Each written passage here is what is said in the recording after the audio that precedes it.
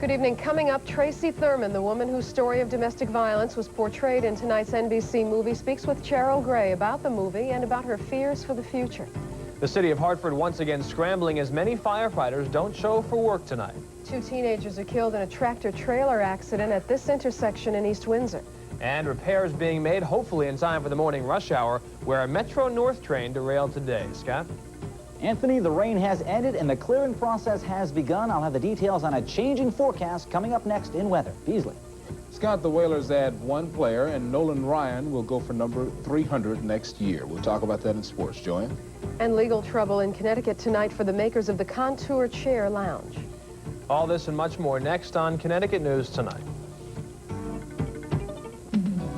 You're watching WVIT at 66 degrees. Live from WVIT, this is Connecticut News Tonight. Good evening, I'm Joanne Nesti. And I'm Anthony Everett. Our lead story on Connecticut News Tonight, a Connecticut woman whose real-life drama unfolded tonight on WVIT hopes that her story will help at least one victim of domestic violence. As you saw, Tracey Thurman survived years of abuse at the hands of a violent ex-husband who left her partially paralyzed after a stabbing attack in 1983. As Cheryl Gray reports tonight, Tracey Thurman has hopes that the NBC movie based on her life will somehow help others to escape the same cycle of violence.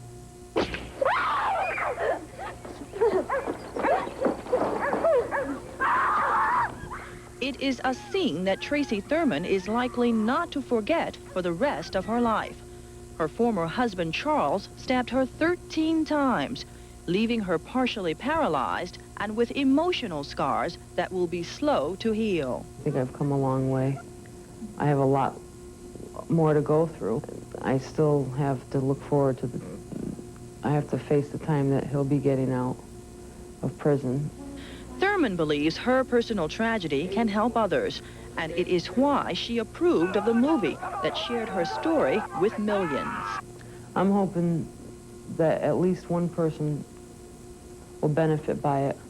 That will be my reward. In 1985, Thurman won a landmark lawsuit against the Torrington Police Department, convincing the court that officers did not do enough to protect her from her former husband's brutal attack. Thurman's case helped to toughen Connecticut's domestic violence laws. I don't think they're tough enough. It's getting better because of what has happened, but I think it's a shame that something like this had to happen to wake people up. Charles Thurman is eligible for parole in October 1991. Tomorrow, we'll take you inside Summers Prison for an exclusive interview with the man whom many believe is responsible for changing Connecticut's domestic violence laws. Cheryl Gray, Connecticut News Tonight. Now, we've spoken to the Torrington Police Department tonight, and they say they've been swamped with calls in reaction to the movie. We've also gotten calls here at WVIT this evening, many of them critical of the police there and the way they handled the Thurman case. Torrington Police say their department spokesman will make a statement on the movie tomorrow. And meteorologist Scott Dorval is in for Brad Field tonight. He's here with our first look at tomorrow's forecast. Scott?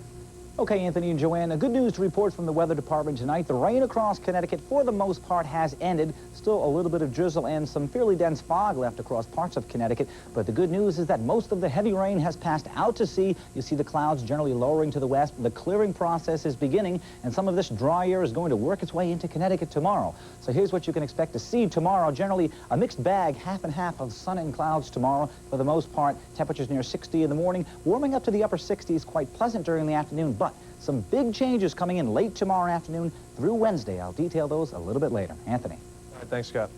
For the second time in as many working days, nearly all of the 86 Hartford firefighters scheduled to work took the night off.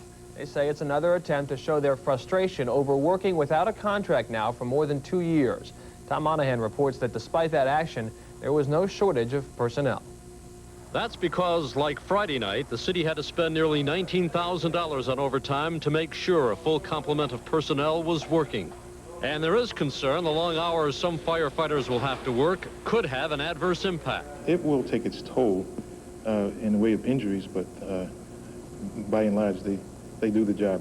The Firefighters Union says it's not responsible for the so-called organized absence. But the firefighters say the action became necessary when they felt the city was stalling in trying to reach agreement on a new contract. The basic concept of this whole action is to show our unity together and also our frustration. 86 firefighters were scheduled to work tonight. 84 did not come in for a variety of reasons that they say legally falls within the contract. The action is costing the city large amounts of money in overtime. Well, I don't think we'd run up these bills at all if they'd settled a contract and stopped dilly-dallying around. Fire Chief John Stewart says the overtime is necessary to keep the city safe. There were upwards of 85 or 90 firefighters who put their names on the list because they are professionals. They know that they don't want to do anything to jeopardize this city that they work for. Meanwhile, there is another arbitration session set for October 16th in hopes of reaching agreement on a new contract. City officials were not available for comment tonight, but in the past, they have said they might try to combat the problem by denying vacation days, earned days, and convenience days. But that may not be the case. Instead, they may simply decide to ride it out until the arbitrators take over. In Hartford, Tom Manahan, Connecticut News Tonight. 5 of the 9 alleged gang members arrested after a fight at Showcase Cinemas in East Hartford last night will be back in court tomorrow to determine if there was probable cause for those arrests. 6 of those arrested appeared in court today, all charged with rioting and breach of peace in connection with a fight that broke out after a movie at the theaters. There were no serious injuries, but prosecutors say they want to make a statement that gang members from Hartford will be treated harshly if they bring their violence to East Hartford. 2 East Windsor teenagers are dead tonight, killed when their car was hit by 2 trucks on Route 5 there this afternoon. Police say the car was hit at this intersection as it tried to enter the highway from a condominium complex. It was hit first by a tractor-trailer truck and thrown into the opposite lane, where it was hit again by a tanker truck. The dead are identified as 16-year-old Christine Hubbard and 15-year-old Rhoda Irwin. A third girl, 18-year-old Heather Longfellow, a friend of Hubbard's from Ohio, is in critical condition tonight at Mount Sinai Hospital in Hartford. Things are expected to be back to normal in the morning on the Metro North line in Ridgefield, where a 2-car commuter train derailed today after hitting a boulder on the track. The engineer and conductor was shaken up, but there were no injuries, and Metro North used buses tonight to get commuters around that derailment site. They expect to be using buses again tomorrow to get children to school in Thomaston. School had to be canceled there today, though, after vandals did extensive damage to the town's 14-vehicle fleet. Drivers are watching the lot tonight to make sure the buses aren't damaged again. State police say skeletal remains found behind the Fairfield Hills Mental Hospital yesterday have been identified tonight as those of James Leichner of Winstead, who was reported missing on April 26th. The state medical examiner will now try to determine the cause of death, although police say that there is no evidence, no obvious sign at least, of foul play. The State Board of Pardons has refused to reduce the sentence of Donna Couture Souza, one of 4 people convicted in the bloody Purelator robbery in Waterbury back in 1979. 3 Purelator guards were killed, and Souza was convicted on 3 counts of murders. She's eligible for release in December, but argued her sentence be reduced since her testimony helped convict her ex-husband. 4 Connecticut cases are among the 1,000 resolved tonight after decisions today by the U.S. Supreme Court on this, the opening day of its new session. The High Court today refused to hear an appeal from convicted gambler Thomas Spears and he is expected now to serve a 9-month prison term. In 3 business-related cases, the court refused to hear a case brought by the Bigelow Tea Company of Norwalk against the acquisition of the Celestial Seasonings Company by Lipton Tea. The court also turned down an appeal by the Aetna Insurance Company against a law allowing the state to acquire unclaimed insurance benefits as abandoned property, and it refused to hear the case of a Massachusetts man who said he was driven out of the gun business by Hartford-based Colt Firearms. Just ahead on Connecticut News tonight, Connecticut officials want to ban the sale of this chair. We'll tell you why. Also, hundreds of East Germans continuing their climb to freedom tonight. And a little bit later on, a spectacular and unexpected sight draws a large crowd near Seattle. Stay tuned.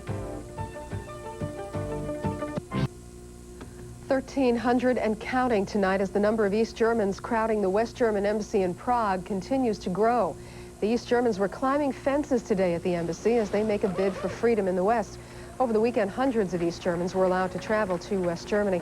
The story is much the same today in the Soviet Union, where thousands crowded the U.S. Embassy in Moscow for visa applications. 30,000 of them were handed out in 3.5 hours. Saying they preyed on the elderly, Connecticut's acting attorney general today filed a lawsuit against the company that makes the Contour Chair Lounge, advertised on television by Art Linkletter. The lawsuit stems from a sting operation conducted by state consumer protection officials who posed as customers and uncovered numerous alleged violations. They said that the chairs had a regular certain list price, which they did not. They said that the chairs were custom made or built to your proportions, which they were not. They said that the chairs had certain medical benefits, which they did not. They said that they were offering several discounts, which weren't discounts at all.